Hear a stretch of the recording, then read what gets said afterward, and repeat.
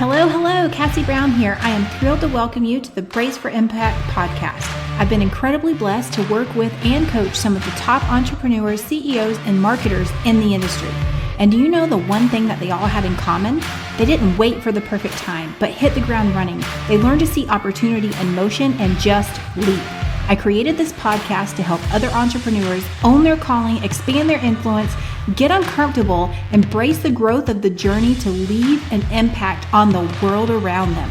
For those who are ready to stop playing it small, to pick up the mantle of contribution that our clients in the world so desperately need. If that's you, then get ready to brace for impact as I share with you the top strategies, real truths, and hacks to crash through the obstacles and arrive in alignment of integrity, impact, and income. It's time to initiate the ripple effect of change.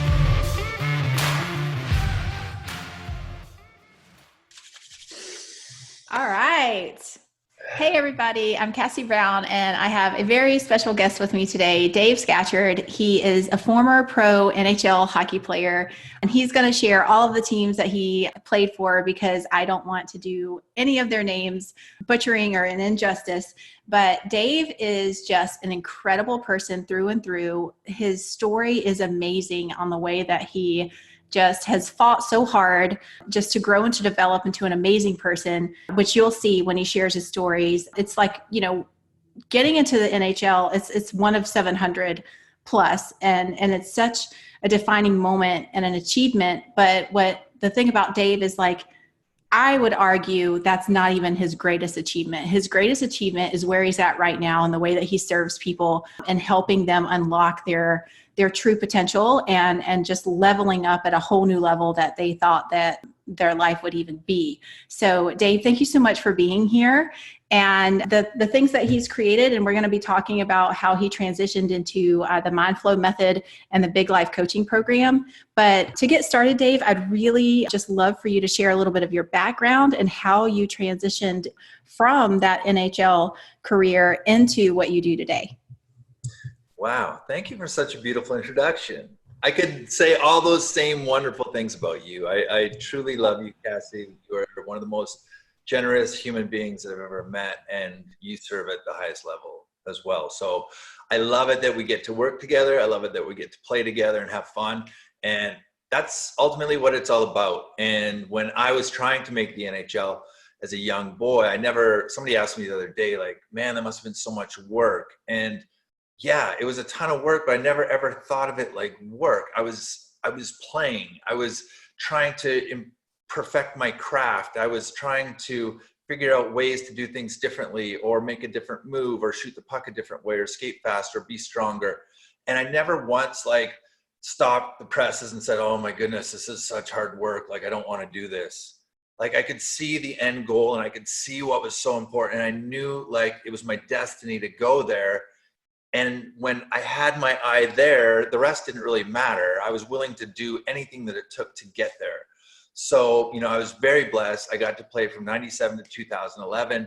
I played with the Vancouver Canucks, the New York Islanders, the Boston Bruins, the Phoenix Coyotes, the Nashville Predators, and the St. Louis Blues. So, I got to live in some incredible cities. I got to play with some incredible players. I got to learn from incredible coaches and leaders. And that was an incredible dream come true. Since I was a 3-year-old boy, I was drawing pictures of that's what I wanted to be. What do you want to be when you grow up? And other kids are drawing like firemen and police officers and like doctors and things. And I was drawing like little hockey players. Like, I just somehow felt like that was my destiny. And we didn't really have hockey in my family. Like, my dad started off as a PE teacher, then went into the coal mining business and worked in the coal mines. But there was just something that it was almost like I knew that was my path. And I knew in order to be able to go there to that higher level of champion, I would have to do things that nobody else on earth would normally do. And I think that's kind of what I teach now is, okay, do you want to go bigger? Do you want to go higher? What type of person or businessman or entrepreneur or woman do you need to be to reach a higher level? What weapons are you missing? What tools don't you have? and then kind of filling in around that and getting that toolbox full where you've got the capacity to keep going and expanding and growing. And I'm just really blessed that I found something after hockey, and we'll tell the whole story about everything that happened. But I'm so blessed that I found something that like lights my heart on fire. And I run crazy hours. I wake up at 4 a.m. and do my work. And it's like, people are like, how do you do that? And I don't set alarms. It's just, I'm so excited to go do what I get to do. And when it's like that, it's not like work. So if we have one message that seems to be coming up right now, and you'll see, like, I seem to get delivered messages all the time. Maybe it's that, let's make this fun. Let's make it playful. Let's play in this. Let's make the world our playground and like rock it.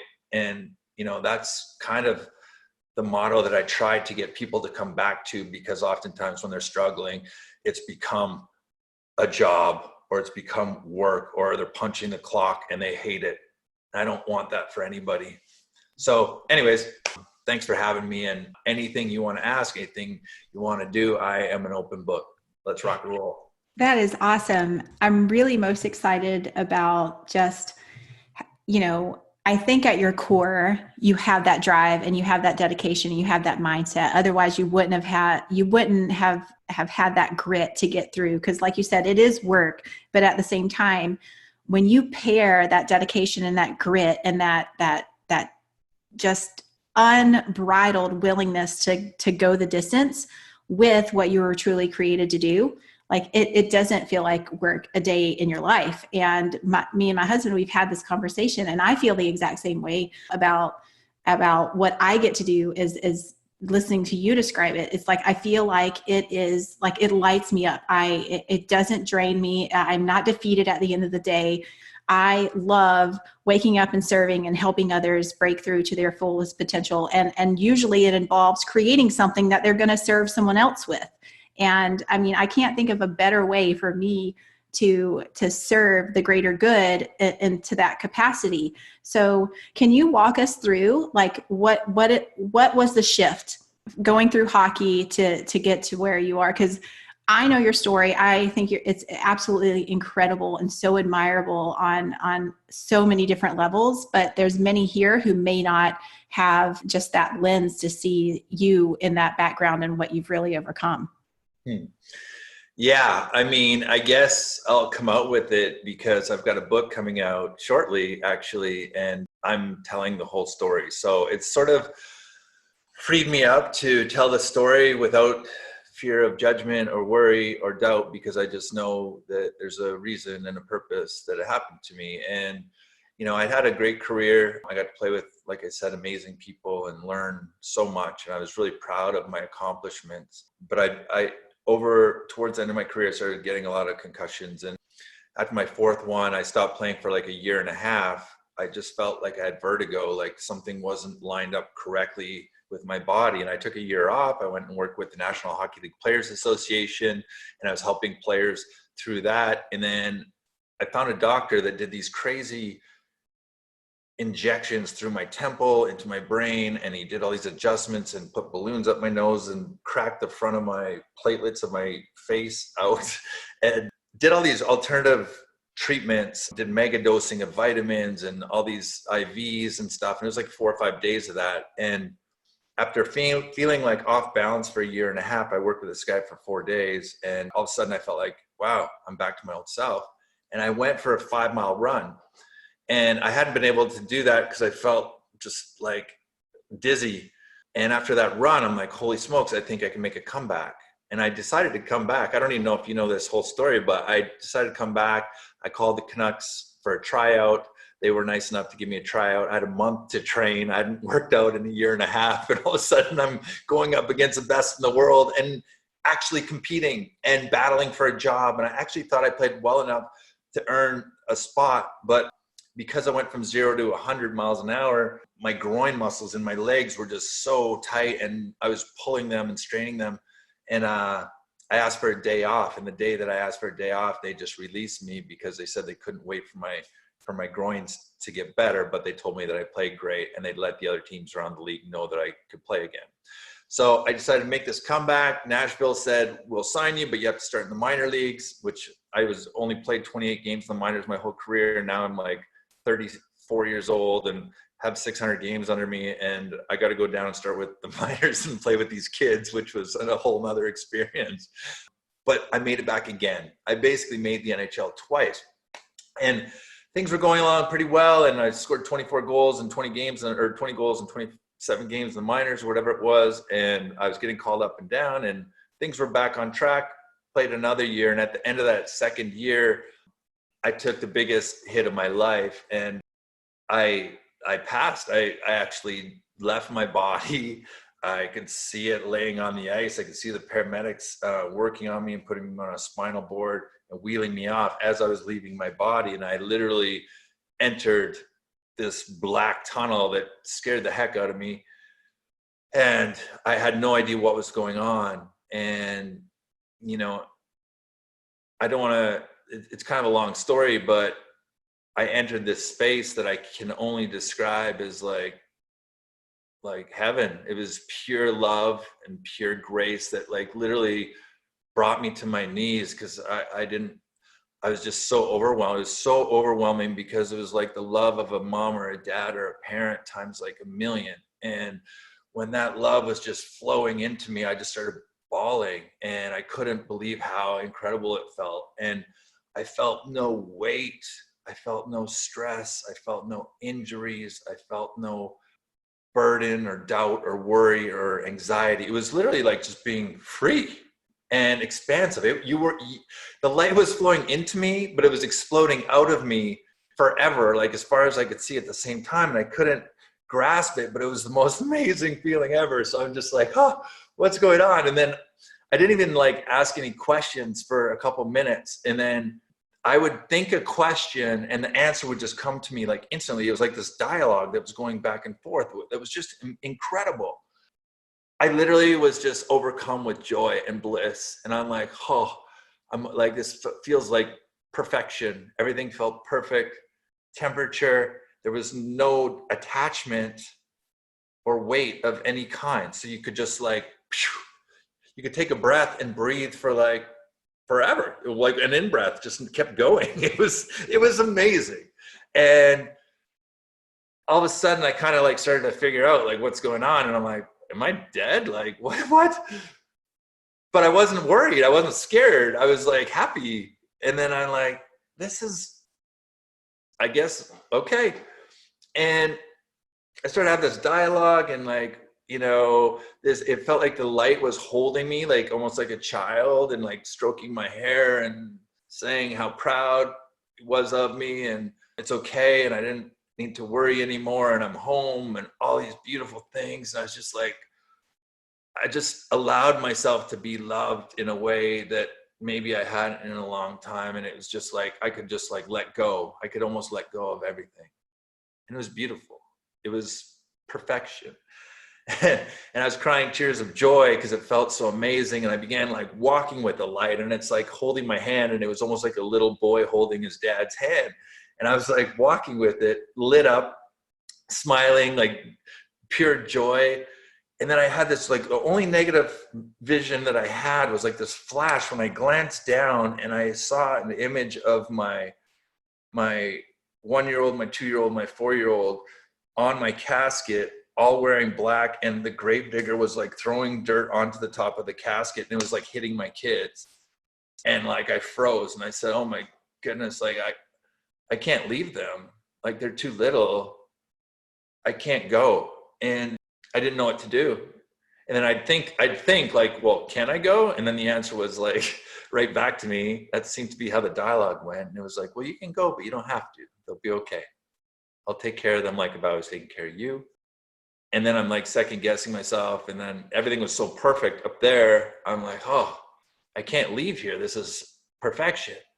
But I'm like, they're not going to be okay. I couldn't like trust that they were going to be okay. And I said, I think I have to go back. And the message back in this dialogue went kind of back and forth for a little bit. And then the message back to me was, you can go, but you don't have to. Like, you've done your work. You're okay. And I said, no, I think I have to go back. So I decided on that spot to go back. And then, it was almost like a dad that was like kind of proud of his kid and be like, okay, you can go back, like, but you'll be back here later, kind of thing. And I was like, well, I said, if I'm going to go back, like, tell me what to do. Like, give me pure, clear instruction. Like, do you want me to sell all my stuff and go on a mission and dedicate my life to doing that? Because I will. Like, I was so in love and so convinced and so knowing that this is real that I said, I'll do whatever. And the message back to me was, this love that you feel right now, that's so beautiful. I want you to take that back with you. And I want you to share that with every single person that you come across in your life. And I want you to like really love them like they're your brother, like they're your sister. And I said, yeah. I said, I can do that. Because we're not separate. We're all meant to be connected, and we all are brothers and sisters. And I said, please tell me some other stuff. And the second part of that was, the only other thing I want you to do is I want you to share this story. I want you to let other people know that they don't have to be scared and that this is your experience. And I kept that first promise 100%. And the second promise, I came back and I didn't want to tell my wife. I never told her for over a year because I almost stayed. I almost didn't come back. And I didn't want my hockey buddies to judge me or think anything weird of me or, whatever. I don't know why. I just was scared. It's not a normal conversation. And how do you bring it up? Like, hey, I died. Like, you want to hear about it? It's weird. So anyways, as I'm coaching and as I'm, there's more stuff I don't want to miss, but I would be a hypocrite if I'm teaching and coaching people now on opening and being vulnerable and sharing and being authentic. And if I didn't share my story and be honest, then I wouldn't be living what I'm teaching. And this book has been on my heart forever. And since the injury, and it finally had to just come out. And I'm so excited to finally tell the story. It feels so good to share it with you. And, I always tell you I love you at the end of our calls because I really do. When I came back into my body, and I was in my hockey equipment, and the paramedics were cutting off all my hockey equipment with scissors. And I started coming back into my body. And for like 20 or 30 seconds, I was still blissed out. I didn't have any pain. I was like free. I was like, it was amazing. So I started telling the paramedics, I'm like, did you guys see that? Did you guys see that? And as I'm saying it, my words sound so weird because my jaw's dislocated. My collarbone's broke. My ribs are broke. And they're like, the paramedics can't even understand me. And they're like, sir, you've been in an accident. We're at the hospital. We're going to give you MRI on your brain or your CT scan or whatever. So then I started to come back in my body, and the pain and the injuries and then the weight of this world and the confusion and then the pounding in my head from the hit. And instantly I second guess my decision. I'm like, man, why did I come back to this? And I thought it would just get better. I thought, because I saw God and I talked to God, that we're buddies and I'm just gonna heal right away, And it couldn't have been farther from the truth. I struggled for years. I gotta figure out the exact timeline, but it was somewhere around 2 or 3 years where I was having to go to the Mayo Clinic and learn how to speak without slurring my words. There was something wrong with the way that my gait was working with me walking. I couldn't exercise. I was getting fat. I had so much pain in my head that they had me on all kinds of prescription medications, sleeping aids, Adderall to help me concentrate. I was on Alzheimer's medicine because I had no memory. I literally felt mentally retarded because the brain just wasn't working. I couldn't support my family. I couldn't take care of my kids. The screaming of my babies would drive me insane. I have to go in another room. My wife would ask me to go get something at the grocery store and I'd forget. I'd call her, she'd tell me, I'd walk one aisle, forget, call her like 4 or 5 or 6 times, and it's just like embarrassing. And I just felt like a drag on everyone. I went into kind of hiding. I didn't really talk to people, share what was going on in my life. And this went on and on. I don't want to like go there because like whatever. It was really, really, really dark. It went to the bottom. It went as far as it could go. And at a certain point, after 3 years at the Mayo Clinic, they said to me, well, Dave, we've run all our protocols. We've done everything that we know how to do. And with brain damage, sometimes like it's just how it's going to be. And I'm like, what? I'm 36. Like, what am I going to do for the next 50 years? I can't even I can't work. I can't talk properly. I can't do anything. Like, I was like, so anyways, you can imagine the terror that's going through my brain and my body going, what the heck do I do now? And I ended up hiring a life coach. I had 5 different properties in 3 countries, and they were luxury properties, multi-million-dollar properties. And like, I couldn't even read a real estate contract. Went from having a photographic memory to like having no memory. I was scared because my career's over. I still had some paychecks coming in from hockey for another year or 2, but I had a lot out. I had, like I said, I had all these luxury properties that were rentals and different things, and I couldn't keep track of what was going on. So I hired a life coach, and he was actually through Tony Robbins. I hadn't really worked with Tony before.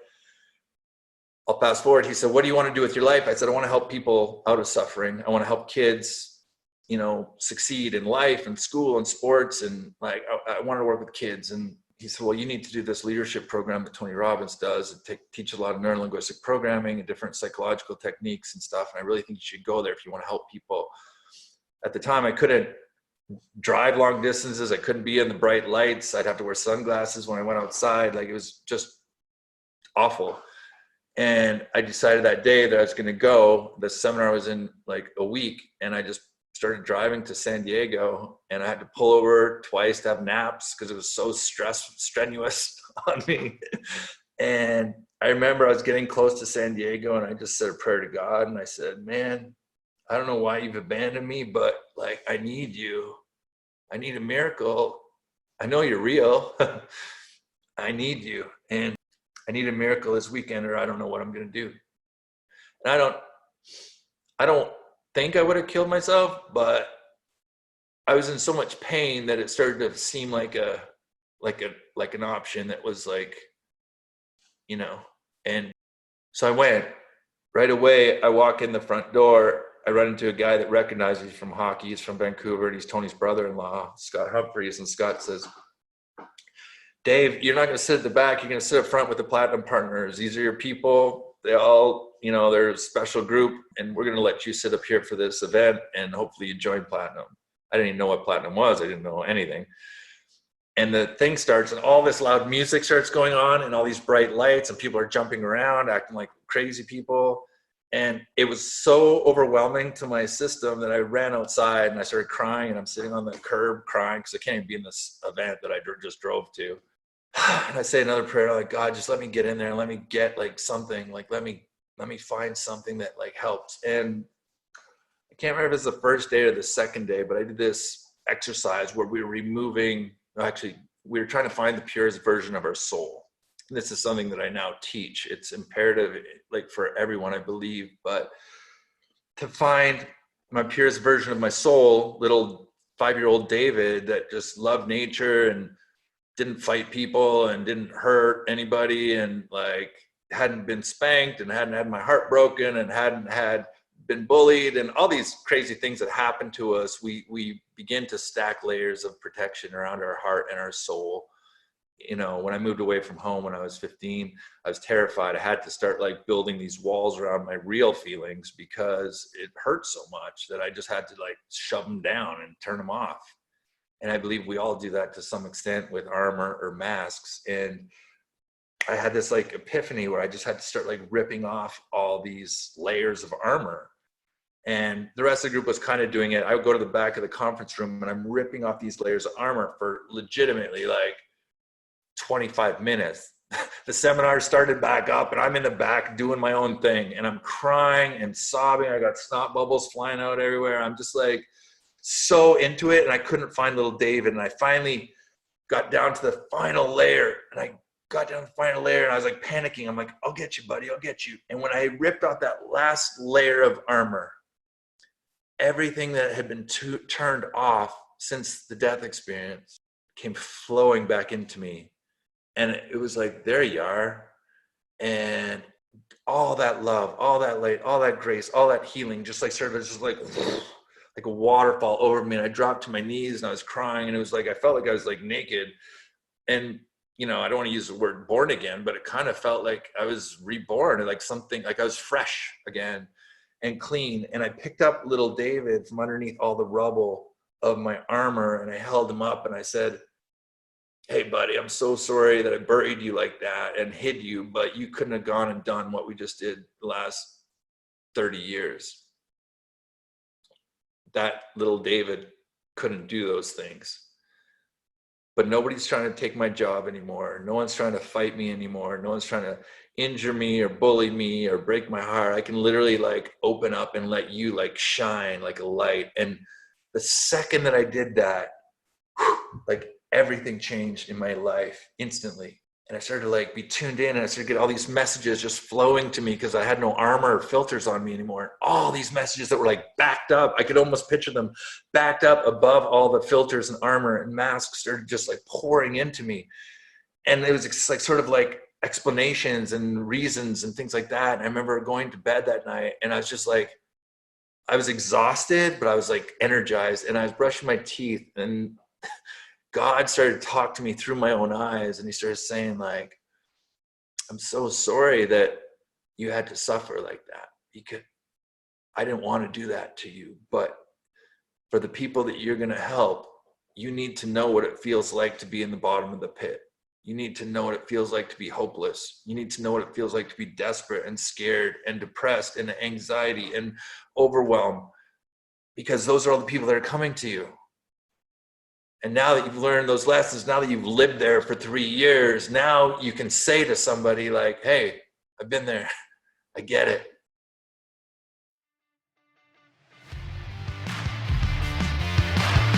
Thanks so much for spending time with me today. I hope you've received value, encouragement, and exactly what you need to help keep you in momentum to grow and impact the world around you. Big or small, we all make a difference. Thanks also for subscribing, downloading, and leaving a review. This helps us reach others who need this message in their life. If you know anyone who would benefit from this podcast, please share so you and I can help more people boldly step into purpose. It is my heart's mission to help and encourage others. My internal belief that a rising tide lifts all ships. So much of what we talk about on the podcast is leading with value and building relationships through service. So we've created a collection of resources for you to continue growing, whether you are just getting started or ready to scale your business. Visit amplifymyimpact.com for show notes, downloads,